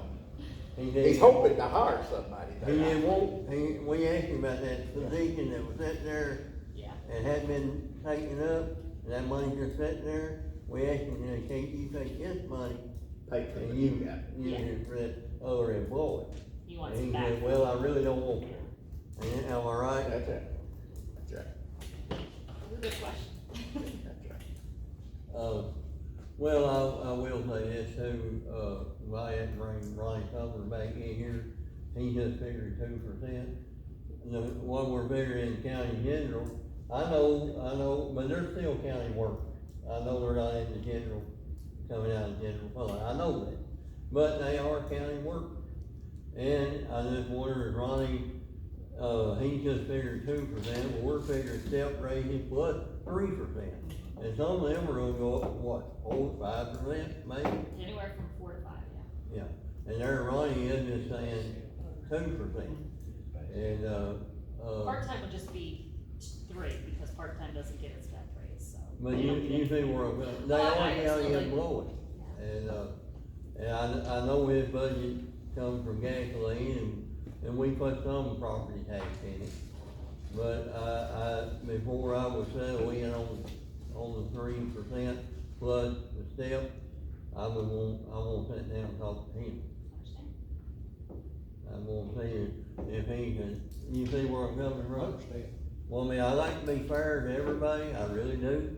And then you say, them county employees out there paying property taxes like I am, and you say, well, we give them 3% plus per step. Almost 4 or 5%, they're cutting out there 2%. And they're paying property taxes like I am.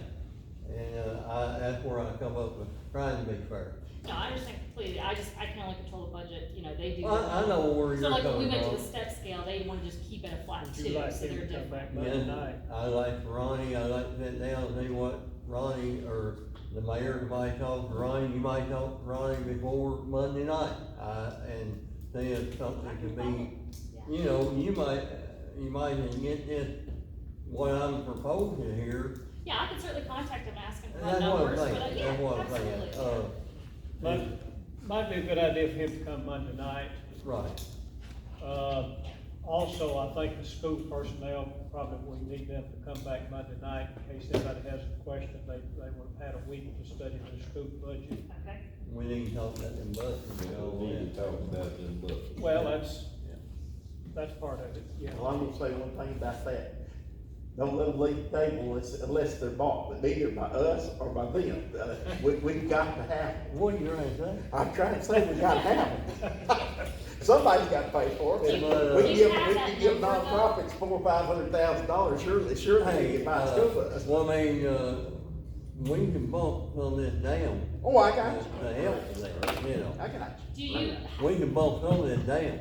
so that both, either me or them, if we, you know, if it is asked for them to do it, do we have a better idea of what that number should be, like, should it? I've got it, I didn't send it to you. And you're gonna be, well, I mean, I know for a fact, people say, well, I'm gonna ask for 18,000, maybe I'll get 15.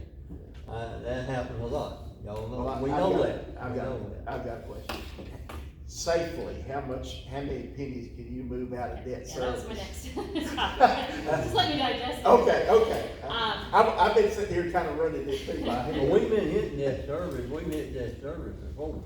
Yeah, we pulled pennies last year, but, Right. we didn't for a while, we know that $1 million is But- coming off in 2 But, years. but I know that you know how much safely we can pull out, cause we've got a deficit here on our spending, of $1.3 million, and we've gotta change that some way. And, Well, and I know, Yeah, I know yeah. Heather well enough, she's gonna run this through her head, Well, so. my thing, you keep hitting that service, and keep dropping that service, and there's a time that we need to build a new school, Sure. or what have you, That's right. and, we hit that debt service, and you're gonna have to raise taxes to get it all Oh, done. I agree, I- and that's why right. when I That's give you. why I said, how much can we safely, Right. and she knows the numbers. Moving 10 pennies is gonna keep it just at net zero. Moving 10 pennies is gonna make the revenues equal to expenditures in this current 22-23. So I that- think you could safely move 15, because you can usually. You can move 15 You could cents? move 15 cents. You could move another quarter, a one-time only, and that would be taking it down to the 100% funding. But- You look, I've just been sitting here figuring, 10 cents is $309,000. 15 cents is what I would recommend as I say, and the reason I wouldn't do that if I didn't know that we're coming off almost $1 million in 2 years, when debt rolls off, so That's 2 years. it's 2 years, but like I said, you're still, with taking 15 pennies, you're still talking, I got it right here. You're Well, still I mean- talking, 15 pennies is still putting your fund balance ending at 3.5 million when you have debt service of 2.7, so you're still well over 100% funded. I think it's great that our debt service can stay at 100% funding. Years ago, we were only, just so y'all know, we were at 20 to 30%. We had to borrow money when I first started trans to cover the years that property tax revenue, I had to analyze it. I remember bringing it to the ones of you that were here back when I started. We didn't have enough money in the bank account in those certain months before property taxes started coming in, so we had to borrow. And that's another reason I showed you that cash flow analysis. The debt service is showing on page 40. You can see at any given month during the year, this year, it has never, one month in November, and that's right after the tax sales go out, it was 2.8 million. So it's staying always, this whole entire year, it's been staying above $3 million. So it never even dropped one time during the year to below what the annual payments So are. will your recommendation be 15 cents? 15 pennies. Okay, now, What does it take to fund this budget right here? Say it again. How many pennies does it take to fund this budget, and keep your To fund fund which, balance up? to which To budget? move it out of debt service, how many pennies does it take to fund what we're looking at right Give here? everybody what they- Oh, well, if you move 15, that's only $465,000. So your 1.3 million deficit on 101, I think this is where you're asking, Yeah. will now go to 700. 800, yeah, that and some Yes, thousand, yeah. yeah. So you're still pretty high. Let's just give you a reference. We budgeted last year with a deficit of just under $500,000. This year, as you can see, when you go to the page 32, normally, last year when I came to you in 2021, so you can see in 2021 we had a huge surplus. If you look at page 32, row 1201, when we were doing the budget this time last year, I came to you and said, I know even though we had budgeted a deficit, because we always tend to budget deficits, it's just how it works with almost all the funds. We had a deficit budgeted, but I said, we're already positive. I already had a positive amount in there for you. It went up quite significantly to almost, over 800,000. This year, I'm not coming to you with a number that's a positive number. It still shows negative 624. It started at negative half. I hope it'll be better. I can't pull it down. I don't have the same control. We're not a one person controls all the budgets. Each independent department and officials appropriate a budget and they can pull anything they want up to that appropriation up until the time that we shut POs off, which is the end of May. And even then, we might have emergency situations, so we don't have like a corporate CEO or anything that can dictate, okay, everybody's done spending, we don't have that, luxury, so I can't bring that down, even though I know that most of my departments probably won't spend it all, it'll come down some, but I don't know that it's gonna flip to the positive, so I think So it if we may. go with, say we just went the full boat, next year we gotta come up with that too, plus Correct. what everybody else wants next year. And your revenue, your expenditures are going up much faster than your revenues, so Exactly. that's one thing you have to think about, yeah, because if you're willing We to don't take wanna that. break the bank. Well, and to be honest with you, with gas prices the way they are, and everything going up, it can be a crucial time, Okay, we're putting 38 cents in debt service now? 37.86? Oh, how much is the total Yeah, that's going, yeah. let me see. Right now, from page 3. Yes, 38, yeah, I hate these 4-digit numbers, that was pretty crazy here. 15 cents off. Oh, I got- Yes. No, we're on the bus, we got to cut, I know that, but there's a certain amount that gotta be done. Sure. But now, there's some that ain't got to be done. And then again, we gotta come up with this plus for next year.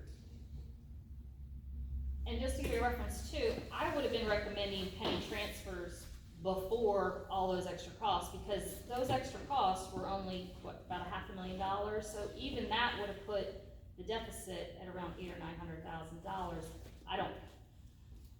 I prefer to see it around $500,000 or lower, I mean, prefer, sometimes we've done it higher, I mean, there's certainly, when you're high, I don't wanna seem like a hoarder, I don't wanna, but you worry that if something comes down the pipeline, some emergency, something like that. Well, We had a howling last year. that is a What's that? Oh, yeah. We remember that. Absolutely. Last year we started with, no, it was under $500,000, it was 400 and some thousand. I remember hashing that out. Because we moved some pennies to 101 to We did. keep it there, yes, we did. So if we're moving 15 and we put it all in 101, I'm thinking next year you're gonna be looking at the same thing again, There yes. you go. We'll have to do 15 again. Something, Yeah, because your expenditures are not gonna go down. Yeah. I mean, they're not, so, I mean, and there's new services needed all the time, I mean, it's not, it's constantly, there's more being added to all the offices. Yeah, if you can just go through and look at from past year to this year, it's every year, but if we pass this, next year they're gonna come back with more, what do? We gotta come up with all of it, work. I mean, Mayor and I talked, I mean, it is wonderful that we've got all that money coming up debt service, but you don't wanna eat it all up before you get there. I So- like to Yeah. have a little savings over there. Yes. Little cushion. Right. I mean, I think the 15% that the state recommended is wonderful, because a lot of fund balances, ours included years ago, probably weren't, and that's really healthy, I mean, but there are some counties that even set up rainy day funds, to sort of have a separate little Right. nest egg just in case, but, The state's got one. yeah, the state does too, you're right. State has a rainy day fund. Do y'all as a committee, think about this the rest of the week and the weekend and come back Monday night and? Yeah, we have a lot of stuff on that. That's what you're There's gonna an do. awful lot to rub out. Okay, mainly what we got to work on now is these increased requests and these capital projects. We've got to comb through them and decide what we're gonna do, and if we're gonna do any of it, we've got to decide how we're gonna pay for it. Well, see, we ain't cut nothing, we haven't cut anything, We have not cut one we thing have yet. not cut anything. That is true, that is true.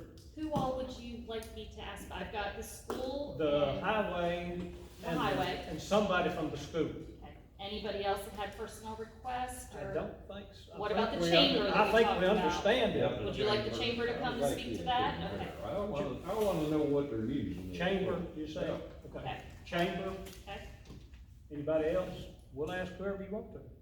Does anybody want Greg to come back, or Clint, or any people asking for step changes? They've explained to me, but if somebody else wants. He's explained everything, all we Well, gotta then- do is hash out what And just we're decide. gonna And do. y'all remember last year, we raised the sheriff's department because they haven't grown keeping people here. And now we're doing a great thing this year. Didn't we give Greg a bump last year, or was it I year don't think so, before? not last. No, we did. Last did. year, wasn't it? I'm sorry, I guess we did. We did. I slept I that thought the day. sheriff was year before last. wasn't Yeah, it? sheriff was not last year, the jail was The last year. jail was last. The jail. Yeah. Last few years, we've adjusted, the three big guys, the public safety folks, yeah. Okay, there, everybody understand where we are. So we're gonna be back Monday night, and we're gonna pick up right here. We'll probably hear from the people we request first. We'll listen to them, and then we'll get back to this, trying to hammer this out. I did wanna make one statement, Sure. not to speak on behalf of other people, but I do know some of the courthouse officials, when, you know, they've not adjusted their step scale, so they approached me, you know, sort of, we're already in the budget process, and we're thinking about doing that, and I explained to them that the mayor wanted to present a COLA, so they were good if we got a COLA, but if they don't, they're gonna probably be coming back for a step scale change of some sort next year, or even mid-year, but Yeah. they held off because they wanted to see if maybe we could do a COLA instead. I figured they would hit us up next year. And the sheriff or chief deputy said they're already hinted they're gonna be here next year. Probably so, right. But I do applaud these guys, like Drew was saying, you know, Mr. Mathis, Greg Vera, they're here fighting for their employees They're doing their job. every year. They're doing their job, you know, and there are a lot of other departments. I can't say, and they're elected officials also, but I can't say that we've ever seen them. I remember, I think Miss Martha was here maybe one year, and she was asking for raises for her people. Did I remember that correctly? I do know, They initiated the step scale, the courthouse officials did, actually. They were the ones, like Sheriff EMS had started it, and then they initiated one to get all their clerical folks on it. Right. And they certainly have at years, but they've tried to, you know, if the COLA's being, like we suggested a COLA last year, so they said, okay, well, you know, it's, Right. and the same thing this year, they did wanna potentially bring one, but they felt that if they did a COLA, that would be, good with them. I just remember, you know, Mr. Barrow, Mr. Mathis, Frankie Gray, in the past, it was Derek, you know, they were here year after year after year fighting for their specific people.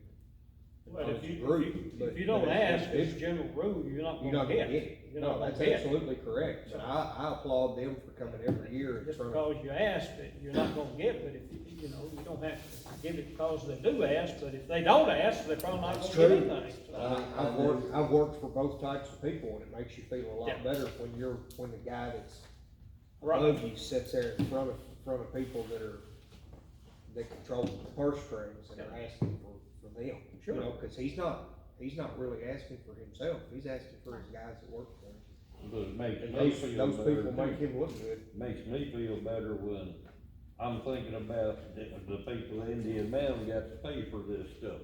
I understand, but that's our job. I do know, It is our you know, job. like, Lori now, or Laura, y'all call her Laura, I call her Lori, but at $25,000 starting out, you ain't got, I know Greg and them talking about, you ain't got somebody knocking your door down, but starting out at 25,000, she running in, she putting on the line everywhere, she had an opening, and she ain't really got that many coming by wanting a job, I mean, and that money is what I'm saying. I think if the money was better, actually, if the money's better, they're more interested, you know. Take the benefits away and make the money better. Yeah. That's the way you do that. Yeah, Houston Mayor? County does not benefits. Thank you, Mr. Chairman. Mr. Chairman, let me just clarify one point that we've talked about a couple of times about this Tennessee River Resort District tax. Okay, I believe that's a 9-county compact that align the Tennessee River, Henry, Benton, Right. Houston, Humphrey, Stewart. That generates, a year or two ago, it was $160,000 a year in that line item, in that Tennessee Resort District tax. Am I right on that? And then Yeah. half of it has to be spent on tourism. In the past, Stewart County has not gone after the tourism dollar. Even though half of our county is federally owned property and land between the lakes, we have not gone after the tourism dollar. We've got to go after the tourism dollar, and the best way to promote that is through our Chamber of Commerce. So this line item for the Tennessee Resort District tax of $80,000 that's earmarked for the visitor center, and we can spend that money into the chamber. It's not money wasted, Mr. Dean. before you came on board, Mayor, when Rick Junior was mayor, Jenny Roker was in charge, she was the director, she's the one that got them cruises coming in here. What has happened since then? That's 4 years ago, I don't get what you're. Well, that's what I'm talking about, so I just wanna see, since then, their budgets went up, or what they're asking for, but we're still getting the same cruises that she worked to Well, get in actually, here. Mr. Hebert, when 4 years ago, when Mr. Bailey came in, I think our membership of the Chamber of Commerce was around 50. Today, it's around 150, it's tripled, and the boats that are coming in last year, how many were last year? There was 12 last year. 12 last year and 37 boats this year. That's a lot more tourism industry coming into this county, and we have to be prepared for it. And that's what we're trying to do by bumping them up and moving their hours. Thank you, Mr. Chairman. So, thank you. When you talk about, Mark talking about benefits, it ain't a lot, the county don't offer a lot of benefits, does it? Well, it's, $24,000, it's 45,000. Yeah, but Plus that's, benefit, yeah, with the benefits, That's so the that's tax it. and pay and all that, right? Social Security and all that. Comparatively to a lot of counties, we do pretty good. I mean, we offer, we're not quite as good as the schools, I think is 85%, is that right, Eric? It's 80. 80, okay. Okay. County is 75% of the cost on health insurance, but that is not, so it's like a lot of, when the ACA, Affordable Care Act came around, a lot of, companies and stuff started moving away from family plans, and they would only do employee only.